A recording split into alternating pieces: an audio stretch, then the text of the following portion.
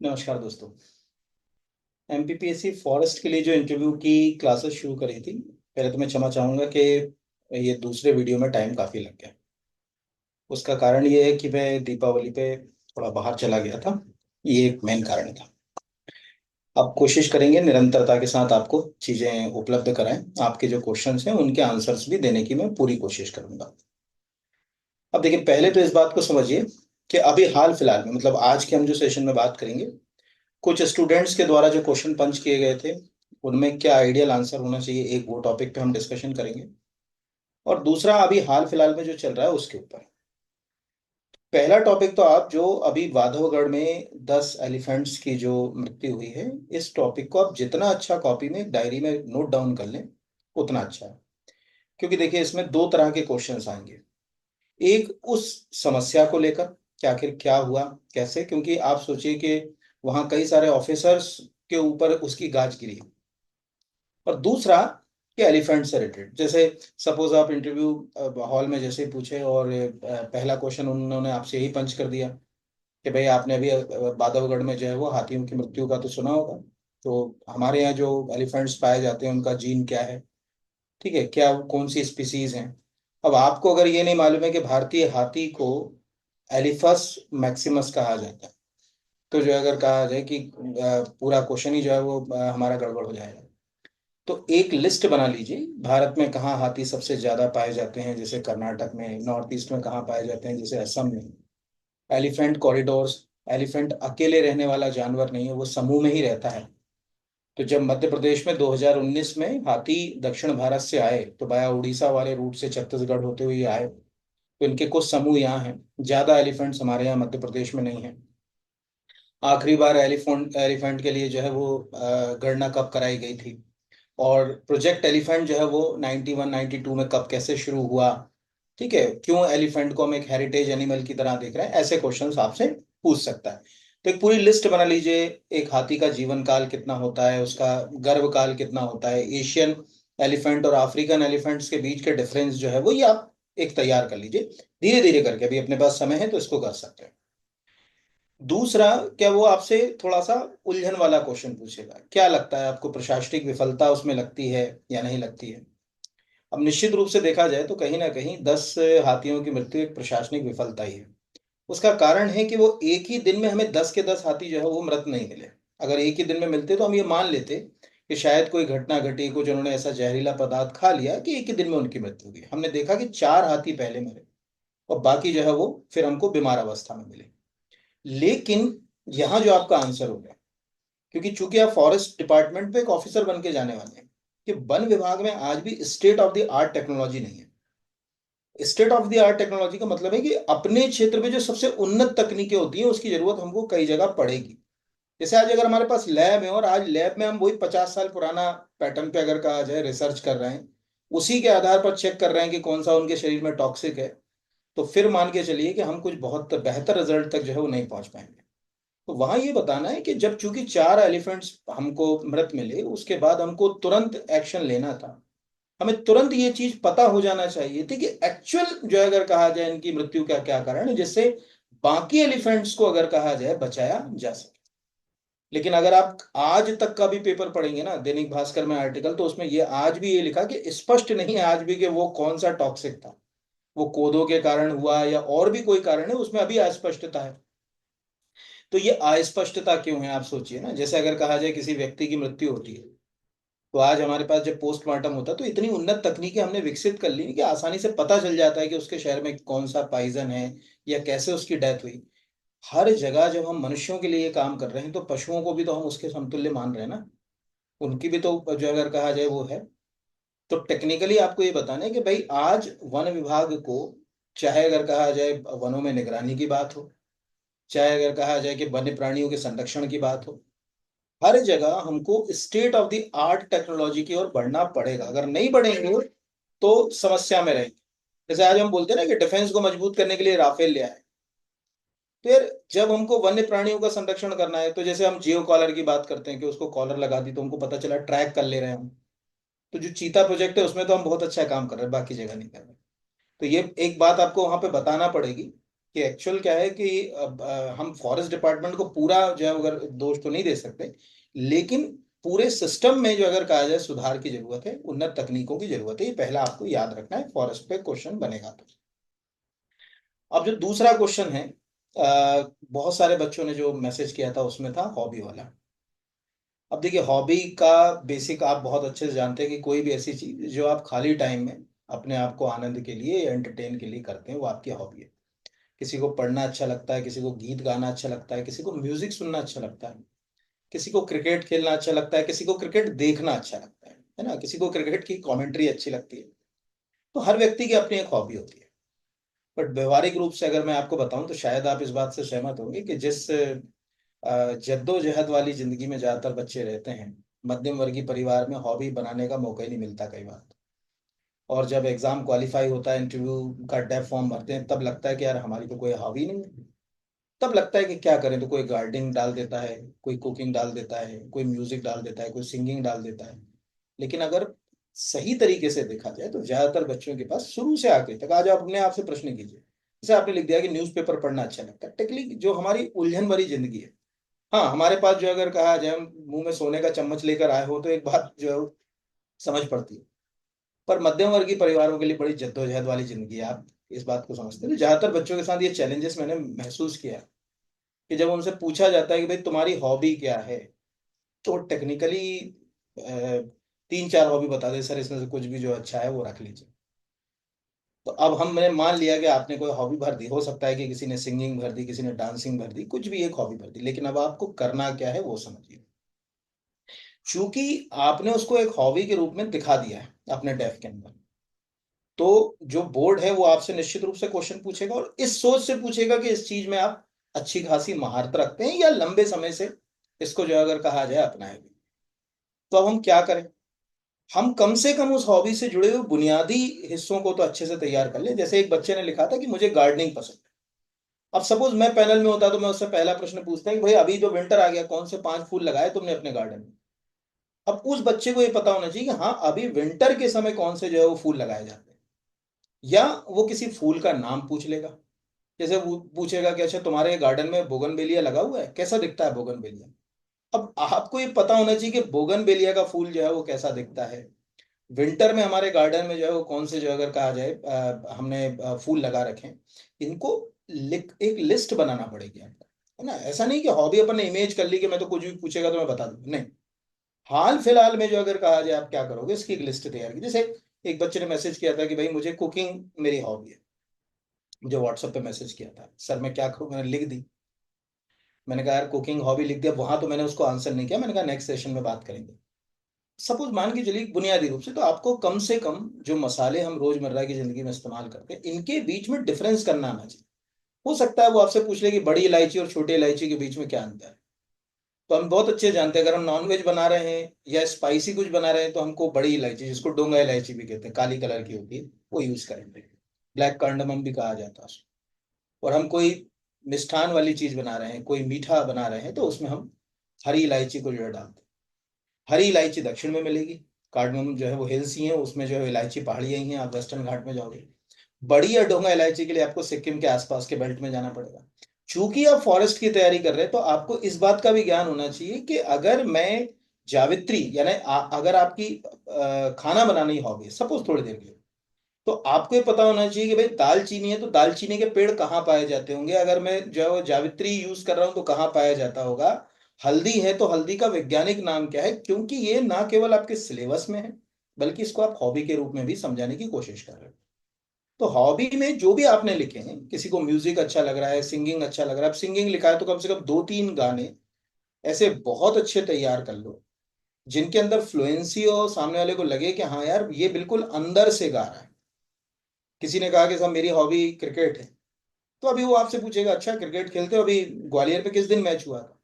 तो जिसके अंदर है हॉबी वो तो बताएगा ना कि किस दिन मैच हुआ था, या अभी जो अगर कहा जाए कि आईपीएल कहाँ होने वाला है या वर्ल्ड कप के बारे में कुछ पूछ लिया, तो ये आप सोचो कि मैं इमेज कर लूंगा, इमेज से कुछ नहीं होने वाला। आपको एक लिस्ट बनाना पड़ेगी। आप आज से ही, मैंने पिछले लेक्चर में भी आपको बोला था कि अगर आप डायरी मेंटेन नहीं करोगे तो आप जो है वो तकलीफ में रहोगे। डायरी मेंटेन करने से हमको चीजों को बेहतर तरीके से जो है वो समझ में आती है कि हमारे पास कंटेंट कितना है।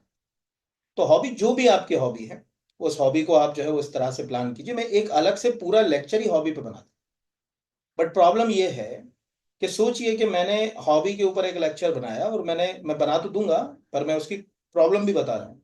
अब मैंने हर एक हॉबी के ऊपर 5 पॉइंट बता दिए, और आप में से सभी ने वो 5 पॉइंट, जैसे सपोज अभी मैंने जो है गार्डनिंग की बात की, अब मैंने उसमें 4 आंसर दे दिया, वही आंसर सब बच्चे देकर आ जाएं तो फिर गड़बड़ हो जाएगी। खुद की अभिव्यक्ति भी बहुत ज्यादा जरूरी है।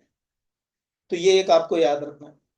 पिछले वीक का जो सेशन था उसमें एक बच्चे ने और ये जो है वो क्वेश्चन पूछा था मुझसे, कि जो अभी जैसे अगर हम यहाँ पन्ना में चले जाएं, तो वहाँ उसके आसपास का छतरपुर पन्ना में जो है वो अगर कहा जाए बक्सवा फॉरेस्ट या हसदो जो परियोजना है, कीन बेतवा जो प्रोजेक्ट है, इनका क्या एनवायरनमेंट पर इम्पैक्ट पड़ेगा, ठीक है या नहीं पड़ेगा। आप ध्यान से समझिएगा। देखिए, अगर सरकार के द्वारा कोई प्रोजेक्ट को सैंक्शन किया गया है और उसके ऊपर काम हो रहा है, तो निश्चित रूप से उसके हर पहलू को देखा गया। हम एक चश्मे से नहीं देख सकते कि एनवायरनमेंट को उसमें एग्जैक्टली एनवायरमेंटल डैमेज हो ही रहा है। लेकिन जैसे अगर कहा जाए कोई भी काम, कैसे जैसे अगर कहा जाए 100 रुपए खर्च करने पर 120 रुपए आ रहे हैं, तो हम खर्च करना पसंद करेंगे। लेकिन 100 रुपए खर्च करने पर 90 आ रहे हैं वापस, तो नहीं करेंगे। तो वहां पर भी ये देखा जाता है कि विकास के कारण, और फिर जो है अगर कहा जाए अन्य चीजों के कारण, और पर्यावरण को दूसरे तरीके से संरक्षित करने के कारण, अगर हम किसी प्रोजेक्ट को ला रहे हैं तो उसके हर प्रोस्पेक्ट में बात की। अब वो पूछेगा कि फिर जो है वो अगर कहा जाए विरोध क्यों होता है, यहाँ आपकी रोल है सबसे पहले एज ए फॉरेस्ट ऑफिसर। हमेशा ध्यान रखिएगा, सरकार कोई भी जब प्रोजेक्ट लेकर आती है, चाहे वो कोई हाइड्रो पावर प्लांट लगाना हो, जल विद्युत के लिए कोई परियोजना बनाना हो, कोई रिजर्वायर बनाना हो, जैसे इंदिरा सागर का ले लें हम केस, या केन बेतवा प्रोजेक्ट की हम बात कर दें, या बक्सवा फॉरेस्ट की बात कर ले, इन सब परियोजनाओं में टेक्निकली जो सबसे बड़ी खामी है कि सरकार ने जो प्रोजेक्ट को बनाया उसको इंप्लीमेंट करने के कारण जो एडमिनिस्ट्रेटिव जो खामी है उसको दूर करना। जैसे अगर थोड़ी देर के लिए बात करें, इंदिरा सागर चले जाए, इंदिरा सागर डैम से किसी को प्रॉब्लम नहीं है, जो पुनर्वास आपने किया वो ठीक नहीं किया। वहां पर पुनर्वास के चैलेंजेस हैं, डैम के चैलेंजेस नहीं है। आप जो जगह उसको रिहेबिलिटेट कर रहे हो, पुनर्वास कर रहे हो, उसका वो कहाँ कर रहे हो। तो आप अगर मान के चलिए कि कोई भी प्रोजेक्ट है, तो उसमें आपको वो वहां आंसर यही देना है कि प्रोजेक्ट के दौरान जो वहां के लोग हैं, वो वहां की जो फॉरेस्ट लाइफ है, वहां की जो वाइल्ड लाइफ है, उसके लिए जो उन्होंने पैरामीटर तय किए हैं उस प्रोजेक्ट की गाइडलाइन में या उस प्रोजेक्ट के अंदर, उनको एग्जैक्टली जीरो टॉलरेंस के साथ हमको पूरा करना पड़ेगा, जो होता नहीं है। जीरो टॉलरेंस के साथ। जैसे मान के चलिए हमने कहा कि भाई केन बेतवा पे आपने किसी अथॉरिटी से कह दिया कि आपको 1 लाख पेड़ लगाना है, ठीक है। अब उस अथॉरिटी ने जो है अगर कहा जाए 1 लाख की जगह लगाए 10,000, और 10,000 को भी उसने देखा नहीं तो बेबी सूख गए। इसका मतलब है कि आप अपने उद्देश्य को पूरा नहीं कर पाए।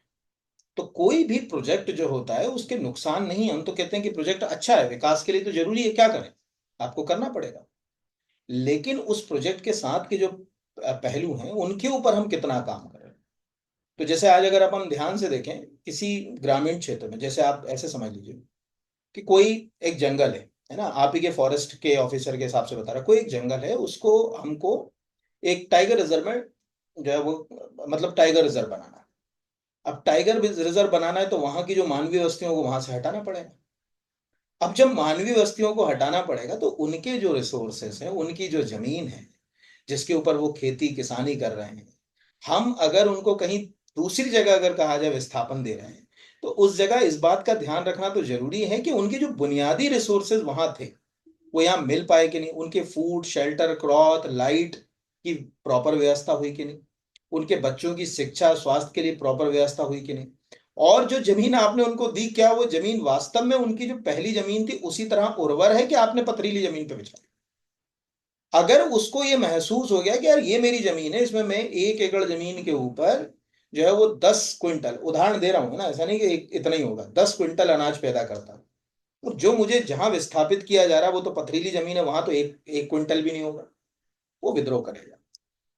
विद्रोह करेगा तो चैलेंजेस जन्म लेंगे, जो आप जिसको अलग अलग नामों से जानते हो, कभी आप उसको नक्सलवाद बोलते हो, कभी आप माओवाद बोलते हो, इनके पीछे की जड़ों पर जाओगे तो एग्जैक्टली प्रशासनिक शिथिलता ही इसका कारण है। जो हमने प्रोजेक्ट लेकर आए उसके इम्प्लीमेंटेशन के दौरान हमने जो कमियां रखी, उन कमियों के कारण ये चैलेंजेस हुए। जैसे एक सिंपल सी लॉजिक है यहाँ भाई, आपने कोई एक मतलब जैसे वो इसके टाइगर रिजर्व वाले एक एग्जांपल आप ले लो कि टाइगर रिजर्व के लिए आपने लोगों को वहां से विस्थापित किया। अब उनके पशुओं के चराने के लिए वहां उस जंगल में कोई एक ग्रास लैंड था जहां वो अपने पशुओं को जो है चराने के लिए छोड़ दिया करते थे थोड़ी देर के लिए। अब जो नई जगह है वहां की जमीन पथरीली है, पशुओं के लिए कोई जो अगर कहा जाए चारागाह नहीं, तो ऑटोमेटिकली चैलेंज होगा। फिर क्या होगा, वायलेशन कैसे होगा? वो क्या करेगा, उस नई जगह में उस जगह को तलाशेगा जहां उसको पशुओं को चराने के लिए जगह ज्यादा मिले, और वो वापस उसी जंगल में आएगा जो आपने टाइगर रिजर्व के लिए बना दिया। अब जब उस जंगल में वो वापस आएगा तो निश्चित रूप से वाघ उसका शिकार करेगा। वाघ अगर मनुष्य का शिकार कर लेगा तो निश्चित रूप से मैन एंड जो अगर कहा जाए वाइल्ड लाइफ के बीच का जो कॉन्फ्लिक्ट पहले से चल रहा है वो और बढ़ जाएगा। तो सरकार में जितने अधिकारी बैठते हैं वो परियोजना को पेपर पे लिखते समय तो बहुत अच्छे से लिखते हैं, एक एक बात को बहुत जस्टिफाई करते हैं कि ये करेंगे, लेकिन ग्राउंड लेवल पर जब उसको हम लागू करने की बात करते हैं तो वो प्रॉपर लागू नहीं हो पाता। इसके कारण चैलेंजेस जन्म लेते हैं, कॉन्फ्लिक्ट जन्म लेते हैं, चाहे वो वाइल्ड लाइफ रिलेटेड हो, चाहे वो एनवायरमेंट रिलेटेड हो, चाहे वो क्लाइमेट चेंज रिलेटेड हो, या अदर कोई भी अगर कहा जाए बात। तो कभी भी कोई ऐसा प्रोजेक्ट के बारे में बात आई, अब पूरी तरीके से उसके नकारात्मकता के ऊपर मत जाइए। ये जरूर बोलिए कि हाँ, क्योंकि भाई अगर इतनी सारी कमेटीज हैं और पार्लियामेंट ने उसको पास किया है और उसके ऊपर जो है अगर कहा जाए कैबिनेट ने अप्रूव किया है, वो इतना लंबा प्रोजेक्ट है तो कुछ सोच के ही किया होगा ना, उसके हर पहलू को देखा होगा। बट जो उसके अंदर जो मैंने कहा ना कि जैसे अपन बोलते हैं ना जीरो टॉलरेंस, वो अगर आपने उसके ऊपर काम नहीं किया तो फिर तो कॉन्फ्लिक्ट जो है वो होंगे ही होंगे। अब एक स्टूडेंट ने और उसमें क्वेश्चन पूछा था कि मैं रतलाम के आसपास कहीं रहता हूँ और वहां डिजर्टिफिकेशन जो है वो तेजी से हो रहा है, क्या कदम उठाने चाहिए? अब पहले तो एक बहुत बुनियादी बात आप समझ लीजिए, डिजर्टिफिकेशन का यह मतलब नहीं है कि केवल मरुस्थल बन गया रेत वाला। डिजर्टिफिकेशन कई कारणों से हो सकता है। एक तो किसी जगह की अगर हमने फॉरेस्ट बहुत तेजी से काट दिए, यानी डिफॉरेस्टेशन कर दिया, वन उन्मूलन कर दिया, तो धीरे धीरे वहां की मिट्टी के अंदर कटाव होगा, डिग्रेड होगी, और इरोजन के कारण वो मिट्टी का जो उसके अंदर कंपोस्ट या कहा जाए कि जो पोषक तत्व थे वो खत्म हो जाएंगे, और वो मिट्टी जो है वो कुछ सालों में या कुछ सौ सालों में एरिड सॉइल, जिसको ऊसर मिट्टी कहते हैं, उसमें कन्वर्ट हो जाएगी। ये एक डिजर्टिफिकेशन का कारण है। लेकिन मध्य प्रदेश के पास तो अच्छा खासा फॉरेस्ट है। हमारे यहाँ डिजर्टिफिकेशन के क्या कारण है? तो और भी कारण होते हैं। जैसे एक कारण डिजर्टिफिकेशन का मैं आपको बताता हूँ जिसको बोलते हैं वाटर लॉगिंग, जलाक्रांति। आपने कभी भी पढ़ा होगा मध्य प्रदेश में समतल जमीन नहीं, यानी मध्य प्रदेश की जमीन जो है वो ऊंची नीची है। यानी समतल जमीन नहीं होने के कारण बारिश के समय या अन्य मौसम में जमीन के एक निश्चित भाग के ऊपर जल भराव हो जाए। जल भराव से दो चैलेंजेस होते हैं। एक तो मिट्टी के अंदर सॉल्ट यानी लवण की मात्रा बढ़ जाती है, नंबर वन। और दूसरा जो उसके अंदर जो न्यूट्रिशन है वो रिस्क के जमीन के गहराई पर चले जाते हैं, जिसको लीचिंग कहा जाता है। अब ये जो दोनों चीजें हैं, इससे अगर ये चीज कई सालों तक बनी रहे तो ये भी एक प्रकार से मिट्टी की उर्वरकता को क्या कर देगी, पूरी खत्म कर देगी, और जमीन पूरी तरीके से ऊसर जमीन में कन्वर्ट हो जाएगी। कभी किसी ऐसे किसान से बात कीजिए जो लगातार 15 या 20 साल से अपनी जमीन में धान की खेती कर रहा है, वो आपको आंसर करेगा कि धान की खेती के कारण उसकी जमीन के क्या हाल हुए। तो हम ये कह सकते हैं कि वाटर लॉजिंग, ठीक है, यानी जलाक्रांति, डिजर्टिफिकेशन है, या अगर कहा जाए किसान अगर मान के चलिए लगातार एक मतलब वर्ष में, मानक तो ये कहता है कि भाई आप दो फसल लीजिए, खरीफ और रबी। अब लोग तीन तीन चार चार फसलें लेने लगे। हर एक फसल के बाद जमीन को अपनी फर्टिलिटी को बनाने के लिए कुछ मौका मिलना चाहिए, जिसमें बैक्टीरिया है, अर्थवर्म जो है वो अगर कहा जाए उसमें ह्यूमस तैयार कर पाए, जो जमीन के अंदर अगर कहा जाए ऑर्गेनिक जो कंपाउंड है उसका वो ह्यूमस ही। बट उसके पहले ही वो आग लगा देते हैं, यानी उसमें नरवाई जला देते हैं। ये भी भविष्य में डिसर्टिफिकेशन का जो है वो कारण नहीं है। तो रतलाम और उसके आसपास की बेल्ट में ये चैलेंजेस नहीं है, यहाँ चैलेंजेस दूसरे हैं। राजस्थान जैसी स्थिति यहाँ नहीं होगी। राजस्थान में भी आप देखेंगे कि अब डिजर्ट की प्रक्रिया पूरा राजस्थान जो है अगर कहा जाए मरुस्थल में नहीं, तो वहां ये समझाना जरूरी है कि डिजर्टिफिकेशन का मतलब केवल एक नहीं है कि आपने जो अगर कहा जाए कि रेत का मरुस्थल बना दिया। बहुत सारे आज हम पेड़ों को काट रहे हैं, वाइल्ड लाइफ को नष्ट कर रहे हैं, ये सब डिजर्टिफिकेशन करेंगे। आज आप सोचिए किसी जंगल से अगर हम पूरी फूड चेन को बर्बाद करें, वो फूड चेन का बर्बाद होना भी डिजर्टिफिकेशन को लेकर आएगा, ये आप ध्यान रखेंगे। सपोज मान के चलिए किसी जंगली क्षेत्र से बाघ है, तेंदुआ है, हाइना है, जो है वो आपके जंगली कुत्ते हैं जिनको ढोल कहा जाता है, लोमड़ी है, कि जो है अगर ये मांसाहारी जीव खत्म हो जाए तो शाकाहारी जीवों की संख्या इतनी बढ़ जाएगी कि पूरी फूड चेन जो है वो आपकी क्या हो जाएगी, डिस्ट्रक्ट हो जाएगी, बर्बाद हो जाएगी। ये सब चैलेंजेस हैं जो आपको बताना है। जैसे आगे अभी आपने देखा होगा कि कूनो से चीते छोड़ना है हमको गांधी सागर में, यानी उनका अगला जो डेस्टिनेशन है वो गांधी सागर है। अब गांधी सागर के लिए प्लानिंग अगर आप थोड़ा सा पेपर पढ़ते हो तो आपको ये पता चलेगा कि उसकी प्लानिंग सरकार ने कई महीनों पहले से शुरू कर दी। और अभी कान्हा से वहां पर जो है अगर कहा जाए कुछ हिरणे और चीतलें छोड़ी गई। आज अगर कान्हा से हिरणे और चीतल छोड़ी गई और आज ही चीते छोड़ दिए जाएं तो पूरा फूड चेन खत्म हो जाएगी। 10 हिरण छोड़ दी, 10 चीते छोड़ दिए, फूड चेन खत्म। पहले हमको चीतलों की या हिरणों की तादाद को बढ़ाना पड़ेगा। जब इनकी तादाद बहुत ज्यादा बढ़ जाएगी उसके बाद हम वहां चीते छोड़ेंगे, जिससे एक बैलेंस फूड चेन बनी रहे और वहां का इकोसिस्टम जो अगर कहा जाए बर्बाद है। ये भी आपसे एक क्वेश्चन जो है वो कर सकता है। ये बात ध्यान रखिए जो मैंने आपको पिछले लेक्चर में भी जो बोली थी। आपने कोई भी आंसर जो अगर कहा जाए, आप जब भी आंसर तो छोड़िए, आप जब भी न्यूज़पेपर पढ़ते हैं जो भी घटनाएं या अभी चल रहा है सोसाइटी के अंदर, उसमें एज ए फॉरेस्ट ऑफिसर आपका क्या रोल होगा। जैसे वो मैंने सबसे पहले आपको एलिफेंट वाला जो बताया केस, वो उम्मीद करता है कि यार एक आप फॉरेस्ट कंजर्वेशन में रोल प्ले करोगे। और जब फॉरेस्ट कंजर्वेशन में रोल प्ले करोगे आने वाले समय में, तो आज आप क्या सोच रहे हो कि कल को अगर आप वहां पर होते और आपको सबसे पहले सूचना मिलती उन 4 हाथियों के मरने की, तब आपका पहला कदम क्या होता, कैसे आप ये पता लगाने की कोशिश करते कि इसके पीछे का कारण क्या है। क्या अवैध शिकार है, क्या जानबूझकर उनको कोई जो है वो जहरीला पदार्थ खिलाया गया, या कोई टॉक्सिक है। जितना जल्दी आप पता करते उतना आने वाले समय में अगर कहा जाए चैलेंजेस को कम कर पाते। तो ये एक जो है वो बुनियादी बात आपको जो है वो याद रखना चाहिए। मुझे लगता है कि ये आपको आ सकता है। कुछ बच्चों ने जो क्वेश्चन किए हैं वो मतलब अगर कहा जाए जैसे कहते हैं ना हाइपोथेटिकल क्वेश्चन भी हैं। जैसे किसी की सैलरी ज्यादा है, वो एक बच्चे ने लिखा था कि मैं रेलवे में हूँ और मेरी सैलरी जो है अगर कहा जाए वर्तमान में इस पद से काफी ज्यादा है। तो मैं आपको एक बहुत अच्छी चीज बता देता हूँ। देखिए, 2 तरह के पद होते हैं। हम पहले अपने व्यक्तित्व से बातों को समझें। एक होता है व्यक्तित्व अंतर्मुखी। अंतर्मुखी व्यक्तित्व का मतलब है कि व्यक्ति अपने अंदर ही जीना पसंद करता है। वो सोसाइटी के साथ अपने आप को जोड़ नहीं पाता, यूज टू नहीं हो पाता, उसके बीच जो है वो अगर कहा जाए बहुत बेहतर काम नहीं कर पाता, और अपने अप्रोच पर कुछ नहीं कर पाता। एक अंतर्मुखी व्यक्ति, ऐसा मत समझिएगा कि सोसाइटी में जाके करेगा ही, ये नहीं कह रहा। अंतर्मुखी व्यक्ति का मतलब होता है कि वो, जैसे आज एक बहुत बड़ा कोई सॉफ्टवेयर इंजीनियर, उसको लगता है कि यार मैं अपने केबिन में खुश हूँ, मुझे जो अगर कहा जाए ज्यादा पार्टी और लोगों के बीच जाना आना जो है वो पसंद है।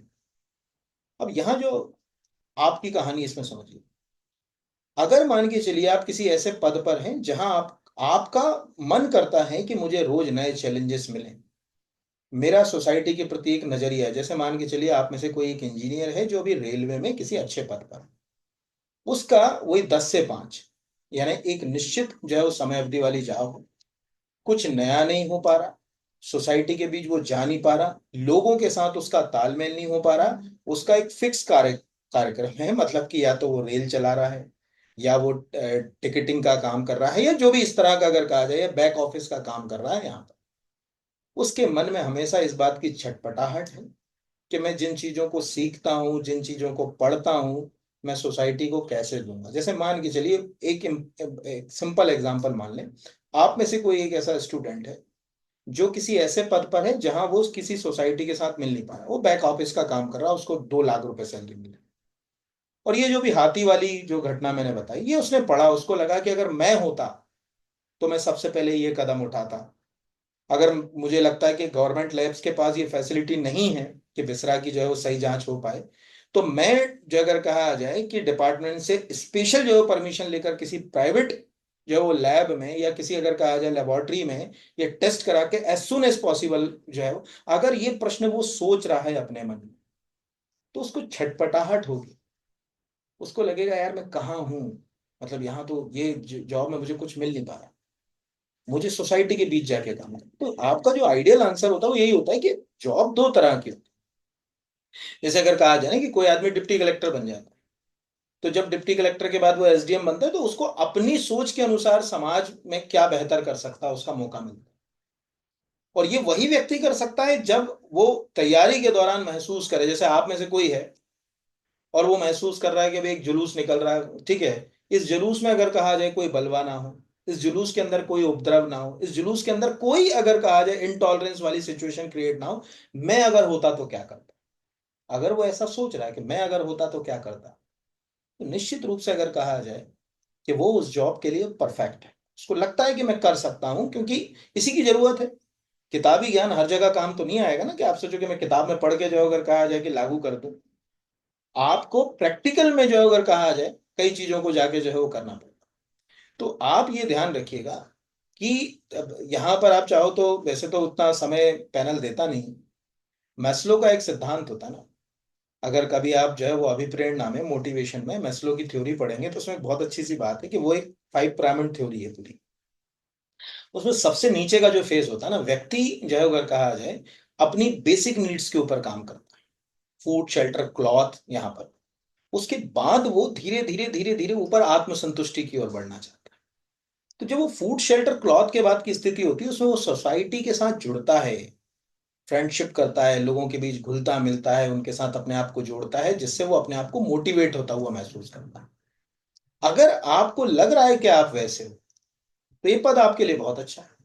तो वहां आप इसको जस्टिफाई कर सकते हो कि आज मेरी सैलरी तो बहुत अच्छी है, लेकिन जो चीजें मैं सीख रहा हूं या जो चीजें मैंने सीखी हैं उनके साथ में जो है वो उस मतलब जस्टिस नहीं कर पा रहा, वो कहेगा तो फिर गए क्यों, आए क्यों। तो आपके पास अपने अपने आंसर हो सकता है कि कोई इंजीनियर हो तो वो ये कहे कि सर जब मैंने इंजीनियरिंग की अपना कंप्लीट किया, उसके बाद जो है वो एनटीपीसी का कोई मैंने एग्जाम दिया, उसमें मेरा फर्स्ट अटेम्प्ट में ही जो है निकल गया। एसएससी का जो है वो एग्जाम मैंने दिया, फर्स्ट अटेम्प्ट में ही निकल गया। उसको देने के बाद जब मैंने ज्वाइनिंग करी, धीरे धीरे जो है अगर कहा जाए मेरे रुझान सिविल सर्विस की ओर बढ़े, मैं न्यूज़पेपर पढ़ने लगा, सोसाइटी में चल रही एक्टिविटीज को देखने लगा, तब मुझे ये छटपटाहट महसूस हुई कि वास्तव में मुझे अब कोई और जगह जो है जाके काम करना है। पैसा अपनी जगह है, लेकिन जो मेरा कैलिबर है वो यहाँ पर पूरी तरीके से यूज नहीं हो पा रहा, मैं इसको पूरी तरीके से जो है अगर कहा जाए उपयोग में नहीं ला पा रहा।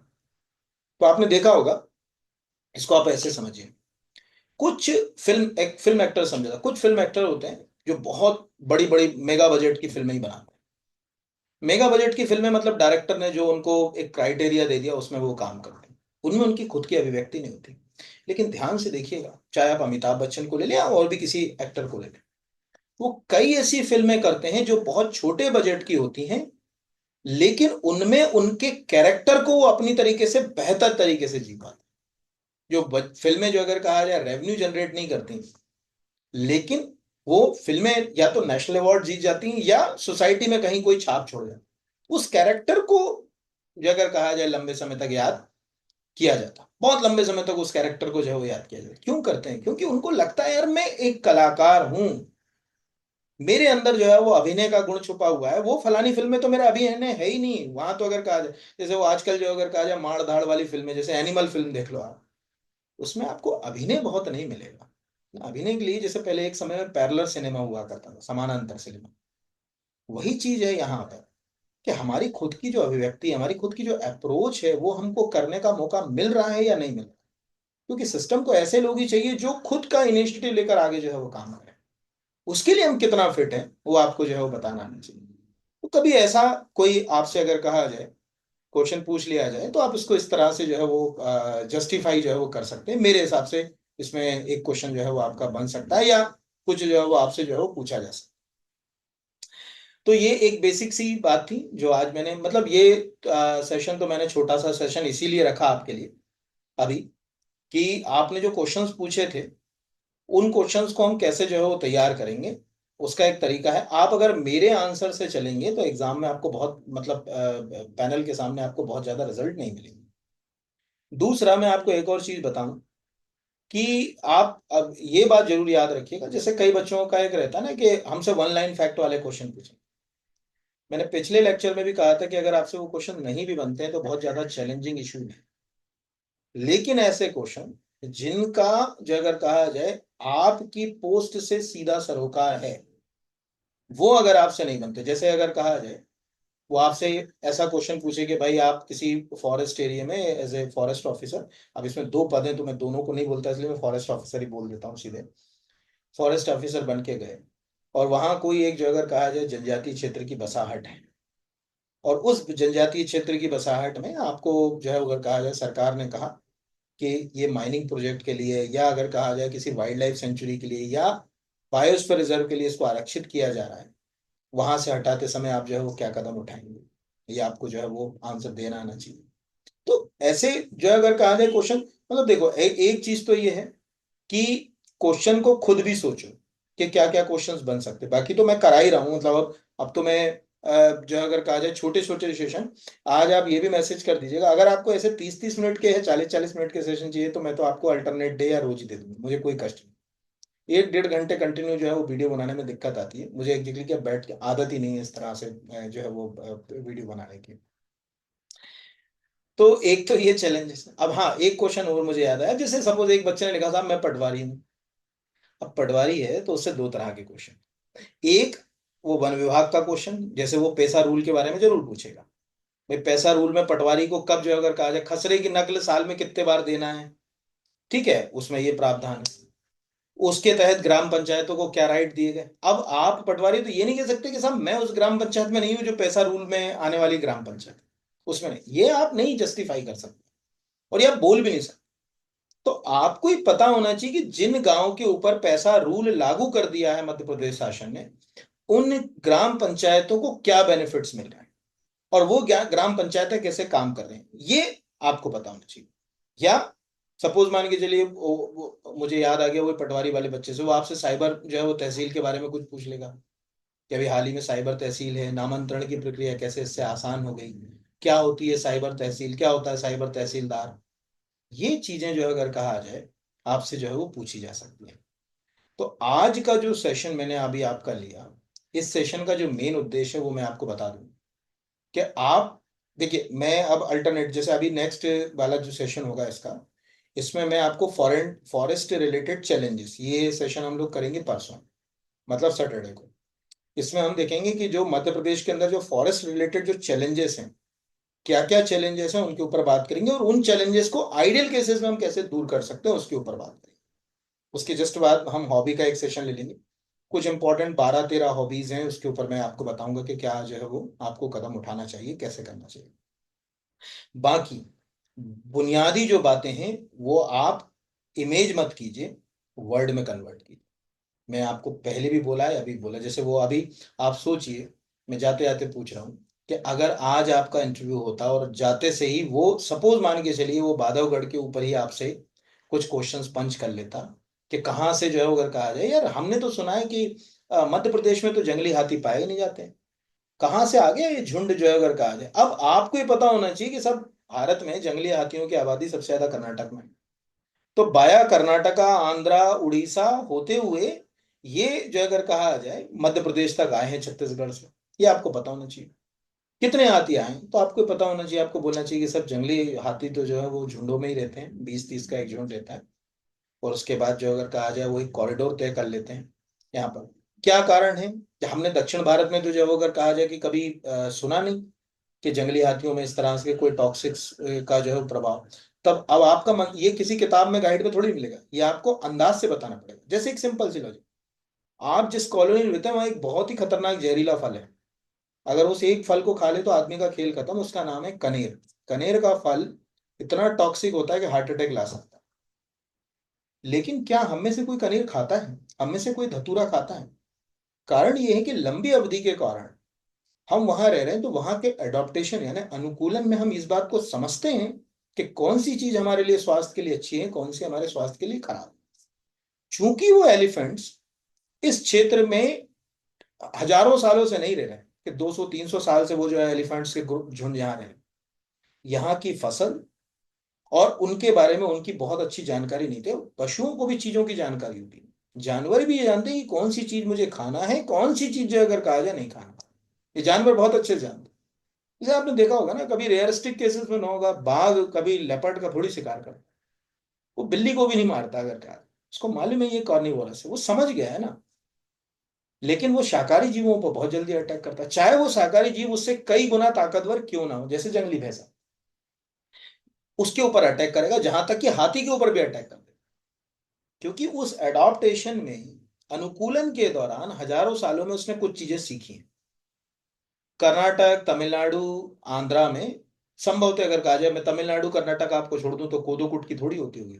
मैं तो एक बता रहा हूं कि अभी जैसे पेपरों में आया कि कोदो कुटकी में फंगस लगने से, तो पशुओं के साथ भी ये चैलेंजेस है। ये एक आंसर आपके दिमाग में वहां आना चाहिए कि यार ये कारण, कि जब कोई जानवर अगर कहा जाए किसी नए हैबिटेशन में जाता है तो हमको उसको ज्यादा मॉनिटर करना, हमको ज्यादा इसमें जिम्मेदारी फॉरेस्ट ऑफिसर की है। इसमें जानवर की जिम्मेदारी नहीं कि वो अपना ट्रैक छोड़ के आ गया। जैसे अगर कहा जाए वो चीता है, अगर चीता अपने बाड़े से निकलकर कहीं चला गया तो उसमें चीते को नहीं मैनेज करना है कि लोग मुझे मार देंगे, वहां फॉरेस्ट डिपार्टमेंट की भाई, वो अगर कहा जाए अपनी टेरिटरी को छोड़कर किसी दूसरी टेरिटरी में चला गया। जैसे आपका कोई परिचित फॉरेस्ट डिपार्टमेंट में हो तो आपको एक अनोखी चीज बताओ, बाघ सबसे ज्यादा इंसान के शिकार से नहीं मरते। मैं अभी एक जाते जाते आपको, बाघ जो है सबसे ज्यादा मरते हैं अपनी टेरिटरीज के लिए, अपने कॉन्फ्लिक्ट से, एक दूसरे के साथ संघर्ष करने में बाघ मरते हैं। जैसे एक बाघ है, उसकी कोई खास टेरिटरी है, अपन कई बार पढ़ते हैं ना T1, T2, T3, तो वो टेरिटरी उनकी जो अगर कहा जाए T1 बाघ का, T2 का। अब किसी एक बाघ की टेरिटरी के अंदर कोई दूसरा बाघ है, वो चिन्हित कर लेते हैं, देखा होगा जैसे गली में आप जिस कॉलोनी में रहते हैं वहां कुछ कुत्ते होंगे, दूसरा कहीं का बाहर कहा जाता तो उसको या तो नोच लेते हैं या उसको भगा देते हैं। अब जो मैं बोल रहा हूं कि उसकी एक टेरिटरी, उस टेरिटरी में दूसरा बाघ आएगा तो दोनों के बीच स्ट्रगल होगा, उस स्ट्रगल में एक बाघ घायल होगा, संभवतः वो मर जाएगा। दूसरा एक कारण है कि जो बाघ होते हैं, जैसे कोई मान के चलिए कि एक बाघिन है, उसने 4 शावकों को जन्म दिया। अब बाघ जो अगर कहा जाए कि उम्मीद करता है कि वो बाघिन का साथ चाहता है, उसके बीच का सबसे बड़ा कारण बन रहा है वो बाघ, छोटे शावक, वो उनको मार देता है। अब आप सोचो कि बाघ जो है वो अपनी आबादी ऐसे खुद बढ़ा लें या अपनी टेरिटरी के संघर्ष का हिस्सा ना बने, तो नहीं। यहाँ as a forest officer, forest department की ये रिस्पॉन्सिबिलिटी बनती है कि वो ये देखे कि कोई बाघ अगर अपनी टेरिटरी छोड़कर कहीं दूसरी टेरिटरी में जा रहा है, कैसे करके हम उसको उसकी टेरिटरी में वापस लाएं, क्या करें। अगर क्योंकि वो दूसरी टेरिटरी में चला गया तो कॉन्फ्लिक्ट्स होंगे, उनकी जो संघर्ष होगा, बाघ मरेंगे, सब कुछ होगा। इसमें जिम्मेदारी फॉरेस्ट डिपार्टमेंट की है, पशु की जिम्मेदारी नहीं है। जो मनुष्य और पशु के बीच का जो संघर्ष है ना, उसमें अगर उत्तरदायित्व अगर किसी को देना है तो वन विभाग को देना पड़ेगा। तो वन विभाग की मॉनिटरिंग अगर ठीक नहीं है, तब कहीं वो अगर कहा जाए कि पशु जो है वो हमला कर देता है मनुष्य को। सोचिए, किसी गांव के व्यक्ति को, या आप बोल भी सकते हैं, शौक नहीं आता कि वो अपने पशुओं को लेके घने जंगल में चले, क्योंकि उसके आसपास कोई ग्रासलैंड ही नहीं, घास का मैदान ही नहीं, चारागाह ही नहीं। क्या करेगा वो अपने पशुओं को ले जाने के लिए।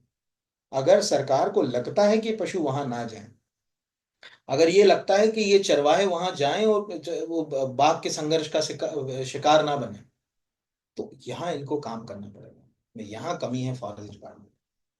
तो ऐसी बहुत सारे चैलेंजेस हैं जिनके ऊपर हमको जो है बात करना पड़ेगी, जो मैं नेक्स्ट लेक्चर में करूंगा। मुझे पहले तो मैं आप सबको बहुत धन्यवाद दूं, क्योंकि मुझे मालूम है आप सब चयनित होने वाले बच्चे हैं और अच्छे इंटेलिजेंट बच्चे हैं। कि आपने जो कमेंट्स किए वो बहुत अच्छे किए, मुझे अच्छा लगा आपके कमेंट्स हैं। और भी आप नीचे लिखिए, क्या आपको लगता है उसके ऊपर भी हम बात करेंगे। होगा तो, चूंकि मैंने कभी यूट्यूब पे कोई लाइव सेशन नहीं लिया, होगा तो मैं एक लाइव सेशन ही ले लूंगा, तो लाइव सेशन में हम टू वे कम्युनिकेट कर लेंगे। या होगा तो हम एक जूम ऐप के ऊपर सब लोग मिल सकते हैं, अगर आप लोगों को अगर कंफर्ट लगेगा। तो अभी वीकेंड पे मैं 1 आध घंटे का सेशन जूम पे रख दूंगा, मैं आपको लिंक शेयर कर दूंगा ऊपर, इसी टेलीग्राम के ऊपर। उस लिंक से आप जूम ऐप को जो है वो के थ्रू हम सेशन ले सकते हैं। डायरेक्ट टू वे कम्युनिकेशन हो जाएगा, आप क्वेश्चन पूछेंगे मैं आंसर दूंगा, तो उसका भी एक बेनिफिट हमको जो है वो मिल जाएगा चीज़ों का। ऐसे तो बहुत धन्यवाद। चैनल को सब्सक्राइब नहीं किया है तो जरूर कीजिए। और इसके लिए मैं माफ़ी चाहता हूँ कि थोड़ा सा लेट रहा। और जिन बच्चों को लगता है कि यार हमने कमेंट किया लेकिन सर ने हमारा जवाब नहीं दिया, तो निश्चिंत रहिए, मैंने सबके कमेंट देखे। लेकिन मैं बंच के रूप में, जैसे अगर कहा जाए हॉबी के 5-6 कमेंट, तो मैंने एक आइडियल बताया। जब मैं हॉबी वाला सेशन लूंगा तो उन सब कमेंट्स को शामिल करूँ। कुछ बच्चों ने फॉरेस्ट ऑफिसर के यानी फॉरेस्ट डिपार्टमेंट के वर्क्स के ऊपर है, तो मैं एक पूरा सेशन ही लूंगा ना। फॉरेस्ट डिपार्टमेंट की पूरी हायरार्की समझाऊंगा कि वहां पर चीफ फॉरेस्ट कंजर्वेटिव ऑफिसर से नीचे तक हम कैसे जाएंगे, ठीक है, बीट क्या होगी, वन रक्षक का क्या काम होगा, मैं एक पूरा सेशन करा दूंगा आपका। तो उसमें एक आपको आइडिया हो जाएगा। तो इसके लिए तो बहुत धन्यवाद। और ईश्वर करे कि आपको सबको सफलता मिले, और ज़्यादा से ज़्यादा लोगों तक चैनल को भी पहुंचाएं। एक और अच्छी बात मैं बताऊं कि आप अभी मेरी जो वीकली करंट अफेयर्स की क्लास है वो जरूर अटेंड, जब तक आपका एग्जाम नहीं हो रहा। ये मैं आपको प्रॉमिस कर रहा हूँ कि आप जब इंटरव्यू से बाहर निकलेंगे तो आपको हेल्प करेंगे। क्योंकि महीने 15 दिन में जो घटनाएं अभी चल रही हैं वो घटनाओं के ऊपर हमारी अच्छी खासी पकड़ होना चाहिए। पैनल उन घटनाओं के ऊपर क्वेश्चन पंच करते ही। और एक आप मेरे इसमें जाएंगे तो मतलब ये प्ले लिस्ट में, तो वहां ध्यान से देखिएगा, एक मध्य प्रदेश की जो फॉरेस्ट है उसके ऊपर एक मैंने वीडियो बनाया था लगभग 6-7 महीने पहले, वो देख लीजिएगा आप। उससे आपके कुछ कंसेप्ट जो है वो क्लियर हो जाएंगे। बाकी तो जो चीजें चली रही हैं वो चली रही हैं। तो बहुत धन्यवाद, और ईश्वर करे कि आप सबको सफलता मिले। Thank you.